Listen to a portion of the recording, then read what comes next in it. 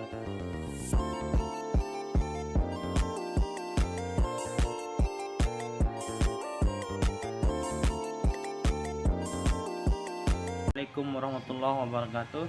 Saya Husnul Hafizin, NIM 2201030011 selaku pemateri pertama. Terima kasih. Saya Muhammad Baru Yudhistia Purnama, NIM 2201030013. Saya selaku pemateri kedua. Terima kasih. Nama saya Ahmad Samsul Fajri, NIM 2201030007. Di pembuatan video kali ini, saya itu mengambil tugas sebagai desainer atau pembuat videonya langsung. Jadi semua animasinya itu yang ada di video ini itu saya yang buat. Sekian, selamat menyaksikan.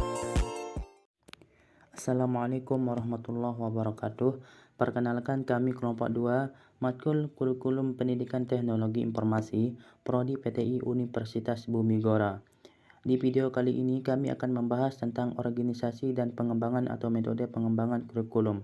Saya Husnul Hafizin, NIM 2201030011 selaku pemateri pertama. Diharapkan dengan adanya video ini, teman-teman yang menonton dapat mengetahui dan memahami tentang apa itu organisasi, kurikulum, dan bagaimana pola pengembangannya. Menurut Dr. Badriah, organisasi kurikulum adalah struktur program kurikulum berupa kerangka program-program pengajaran yang akan disampaikan kepada siswa. Contohnya itu seperti kurikulum terpadu, kurikulum inti, dan banyak lagi. Organisasi kurikulum dibedakan menjadi dua, yaitu struktur horizontal dan struktur vertikal. Yang pertama, struktur horizontal, yang berhubungan dengan penyusunan bahan pengajaran yang akan disampaikan. Contohnya itu seperti kategori, proses, dan kasus. Yang kedua, struktur vertikal, yang berkaitan dengan pelaksanaan kurikulum di sekolah. Contohnya itu seperti kurikulum tingkat satuan pendidikan, kurikulum tingkat nasional, dan kurikulum tingkat internasional. Bentuk-bentuk organisasi kurikulum. Bisa teman-teman lihat di video ini ada 5 bentuk organisasi kurikulum.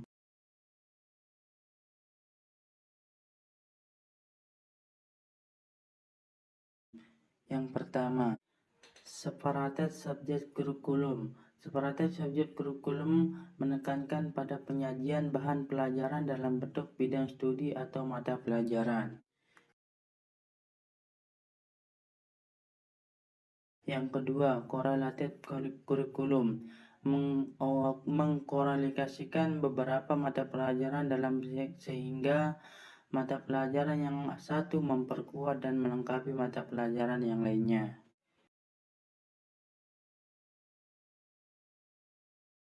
Yang ketiga, integrated kurikulum, bentuk kurikulum yang menyediakan batas-batas antara berbagai mata pelajaran dan menyajikan berbagai bahan pelajaran dalam bentuk unit atau keseluruhan.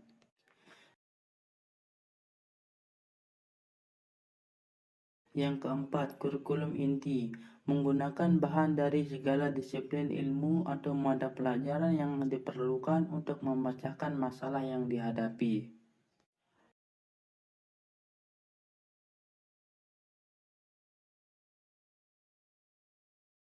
Dan yang kelima, activity kurikulum. Kurikulum ini cenderung mengutamakan kegiatan-kegiatan atau pengalaman siswa dalam rangka membentuk kemampuan yang terintegrasi dengan lingkungan maupun dengan potensi siswa.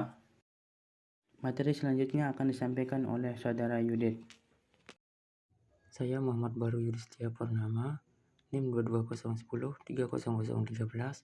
Selaku pemateri kedua, saya akan melanjutkan materi yang sudah disampaikan oleh rekan saya, Husnul Hafizin.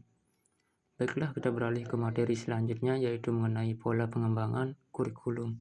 Menurut Dr. Badriah, pengembangan kurikulum adalah proses penyusunan kurikulum oleh pengembangan kurikulum atau kurikulum developer dan kegiatan yang dilakukan agar kurikulum yang dihasilkan dapat menjadi bahan ajar dan acuan yang digunakan untuk mencapai tujuan pendidikan nasional. Contohnya seperti pola berbasis proyek. Kurikulum ini menekankan pada pembelajaran yang berpusat pada proyek atau tugas nyata.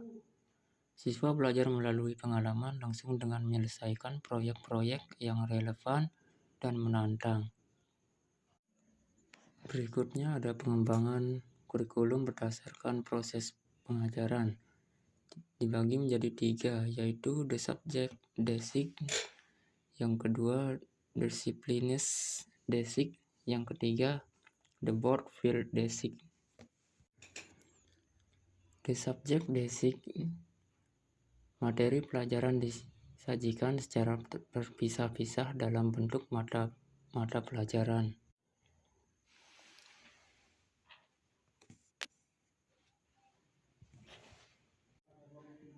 Contohnya seperti desain industri, mengembangkan produk-produk yang efisien dalam proses produksi dan fungsional dalam penggunaannya.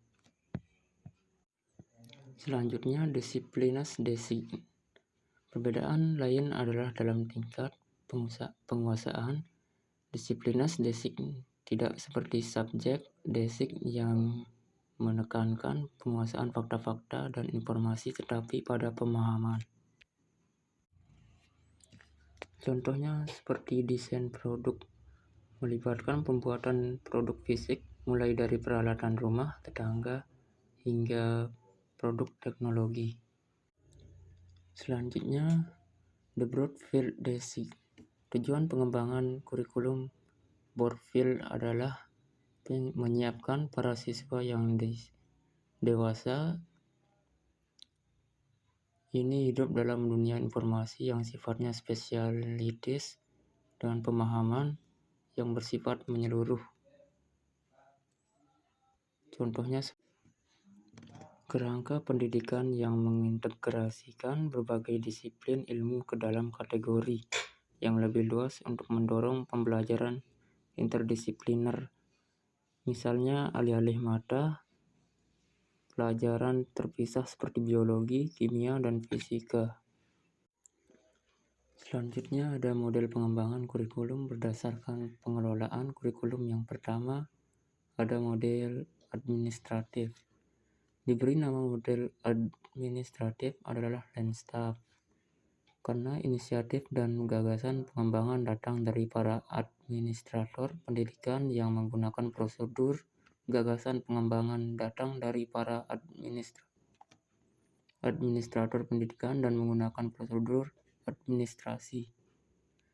Karena sifatnya yang datang dari atas, model pengembangan kurikulum demikian disebut juga model top-down atau Landscape.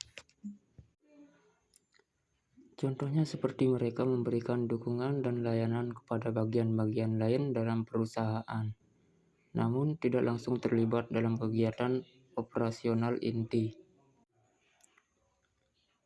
Yang kedua ada model dari bawah atau grassroots, merupakan inisiatif dan upaya pengembangan kurikulum. Bukan datang dari atas tetapi datang dari bawah, yaitu guru-guru atau sekolah.